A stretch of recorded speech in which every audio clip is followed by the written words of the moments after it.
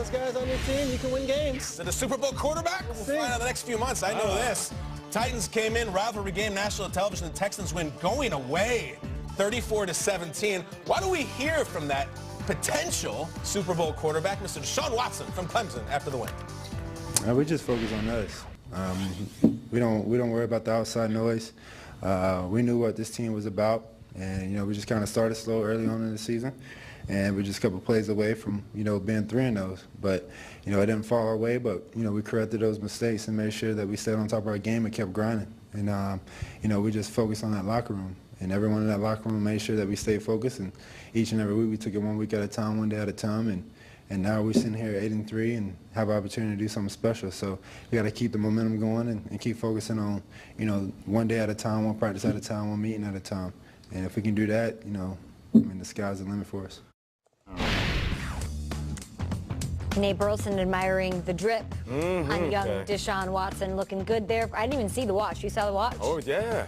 It's kind of like the playoff pictures, chain reaction. It is a chain reaction. 8 straight wins will get you into good positioning in this playoff picture. 8-3 with a chance, a legit shot really, at getting a first-round bye for the first time in franchise history for the Texans. They went out and won Patriots loss, and it is theirs. So after this 8-game win streak, things are looking good for the Texans. On the other side, the Titans, they beat the Cowboys and the Patriots, and we were super excited about that. Even to start this game, I was like, oh, okay, Titans, we're doing this again. But they lost their last 2 since. What's your biggest takeaway from last night's game? The biggest takeaway for me was that this was a stamp of approval. Everything that we saw in this game was everything we complimented other teams for. We look at Lamar Jackson and say, oh, he's great with his legs. We look at some of the best passers in the league: Drew Brees, Tom Brady, Carson Wentz, and Pat Mahomes. Goff. Yeah, we're thinking about these guys and we say, oh, they're great passers. We saw beautiful balls from Deshaun Watson. We look at some of the best running backs: Kareem Hunt, Todd Gurley, and he was out there running phenomenal. And Lamar Miller. We compliment the pass rushers of this league. They were getting after the quarterback. Everything that we thought was going to be good, it was great in this game. And leading up to this game, there were questions about this team. 7-game win streak, I'm not all the way sold. I feel like they put the ultimate stamp of approval on everything they did, and they won on every level. What do you got, Peter? It's interesting. You guys ever been to the shopping mall and you walk around and you see that cookie store and they sell the cookie cake? That nice lady who makes the cookies? No, the cookie cake. Okay. I know cookie cake. Good cookie cake. Oh, you have a slices like a pizza. Would you ever think to order a cookie cake? It's a lot. Would you though? I have for a birthday. Would you though for a birthday? Because I never have. Okay. I have. And that's how I feel about the Houston Texans. All right. They're the cookie cake of the NFL. Why? About it. Because if you look at the ingredients, they sound delicious. Yeah. They sound wonderful. Like Nate said, they've got a quarterback who's got bigger wins in his career, college and pro, than Patrick Mahomes ever has, and bigger wins than Dak Prescott's ever had, and yet doesn't feel like I would necessarily reach for the Deshaun Watson right now. Wide receivers, they got him. Demaryius Thomas, DeAndre Hopkins. On paper, they've got him. The cookie cake on paper is something that we should all crave at all hours and just eat. It's a perfect food, it seems. It's the perfect food. It is cookie and a cake. Pizza of cake. Yes. Pizza of and yet I never think that I want the cookie. That's me and the Texans right now. I don't know why. They just had a great win. Yeah. They've won 8 straight games. And if you were to tell me, are you taking them over the Chiefs? Are you taking them over the Patriots? Are you taking them over the Steelers? I feel terrible for Texans fans watching right now because I don't know why, because on paper they're there. Yeah.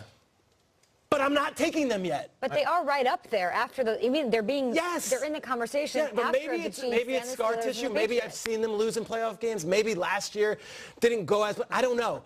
But to right now, that's for the me, way the cookie crumbles, people. He says stamp of approval. That's well done. He says stamp of approval. This sounds like a Grinch, and I'm not being a Grinch. I know. On paper, J.J. Watt, Honey Badgers firing them up. I don't necessarily buy in just yet, and maybe it's because I haven't seen them beat those other teams yet. And that's not their fault. So right now, I'm holding off a little bit. They're the cookie cake. I see it. I know I like it, but I'm not ordering it. The quarterbacks they've taken on haven't been that tough. I know why you're thinking that way. Obviously, you're the first one to tell me you can only play the schedule that's given to you. My takeaway from this game was just resilience as far as the Texans are concerned. And I feel like this game, poetically, was sort of a symbol for their entire season. They're 0-3 to start.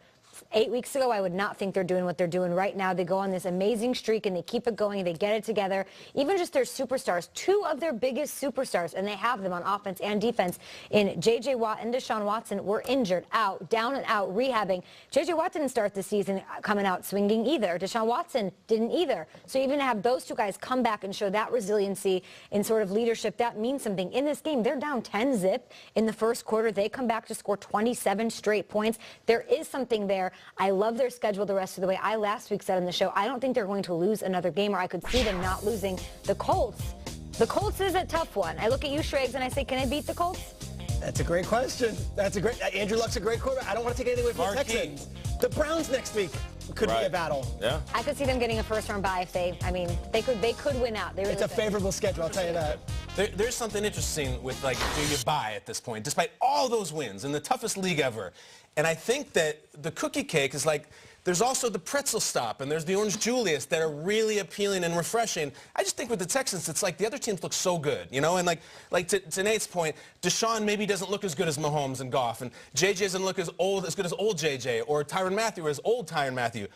Or Lamar Miller does maybe not look as good as a Gurley or something like that. But can we just get into some good old-fashioned eye candy on a Tuesday morning? Because we saw a 97-yard touchdown from him last night. You don't see these anymore. The corners are too fast. The safeties are the linebackers are too fast. And here you plug off 97 yards in a row. A once-in-a-lifetime run for a running back who has a nice career. You got a 97-yarder once. Or did you? Guys, can we go back to 2014 with the Miami Dolphins under Joe Philbin? Same play. Same play, same side of the field. Guys, this was against the Jets, and Geno Smith had a day going to Eric Decker and ended up winning this game. But the fact is now that Lamar Miller has done this 2 times. He is a home run hitter. And you know what he was saying? He said that what I was thinking the whole time during the run. What were you thinking? He's just thinking, don't get caught. Don't get caught because my teammates will kill me. They have a home run hitter at running back. They have a superstar at quarterback. It's just the next standover is so appealing. It's no insult to this one. It's a great stand. I like the cookie, but those pretzels are good. They just beat up bad on a good division rival, and I shouldn't feel this way. I shouldn't feel this hesitancy, and yet last year saw them fall apart with the injuries, and then a couple years ago, Bill O'Brien going up against Belichick, so much hype for a Thursday night game, couldn't get it done. Maybe I won't be convinced until they actually do it, and sometimes that's okay. You know you're contradicting yourself, because when you talked about the Bears to these guys, you said enjoy the ride. You're right. You're right. But Peter's not from Houston, you know? It's a little different. So he did that yesterday, right? Lamar, that 97-yard run. Juju, didn't he have a 97-yard situation as well? Yeah, his second one of his career. Yeah, that's sort of weird. 3 players have done it in NFL history, right? 97-yard runs. Who do you think was faster? I would think Juju, probably. Let's take a look here. We've got it synced up. Juju making his run in Denver against the Broncos. See ya! I'll say Lamar. You think Lamar was fast? I actually don't know the answer. Adoree is the fastest of all. Yeah, for real. He's the underappreciated I thought the official did pretty well in the Texans one. He was holding his own. Look at the sidelines. Lamar Miller won the race. You know Lamar's the first player in NFL history to have 2 runs over 95 yards? Ever. Herschel, Bo, none of them. Lamar Miller. It's pretty cool. Unreal. Elsewhere in the NFL, let's stick with the AFC South. We got to talk about the Jaguars this morning. The Jags making a few changes yesterday. First announcing the firing of offensive coordinator Nathaniel Hackett. Head coach Doug Marrone released a statement that said, in part, quote, "These are always tough decisions, but as the head coach, I have to do what I think is best for this football team," end quote. The Jags weren't finished there. Here's Doug Marrone on who will start under center for his team this Sunday.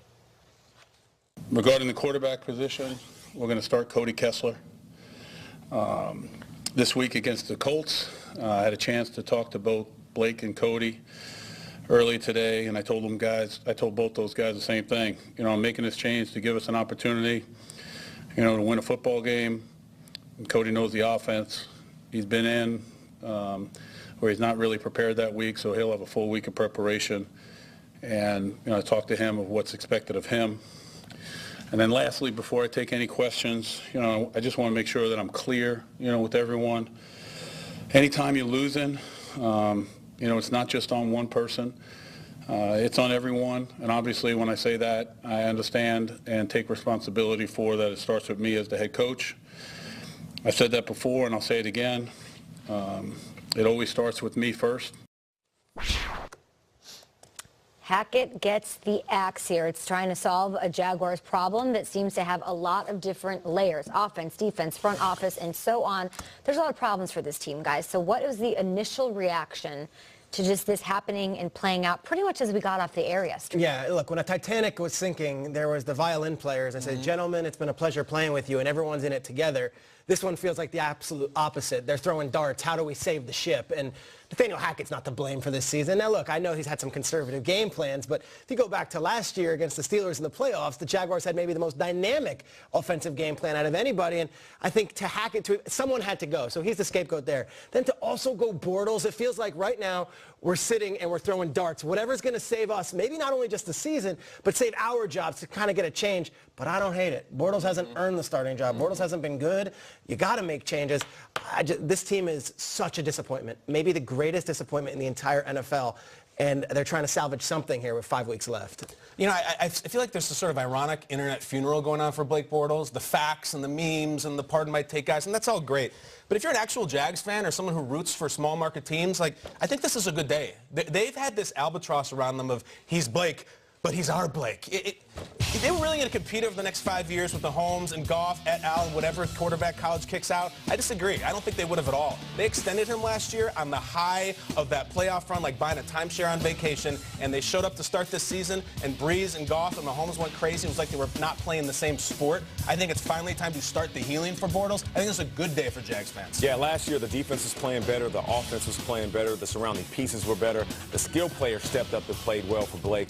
I would say it's a good day for him because it's time to move on. And to your analogy, it's not time to rebuild the boat. There's just holes in the boat. This isn't a rebuild. This is a renovation. So they're going to fix certain things. Blake Bortles next year will put on a new jersey. Somebody else will come in and fight for that #1 job, and hopefully it's the quarterback for the future. Sometimes when you have a problem, you're underwater, and you're like, no, I'm good. The boat didn't sink. There's no holes. I'm good. I don't need a life raft.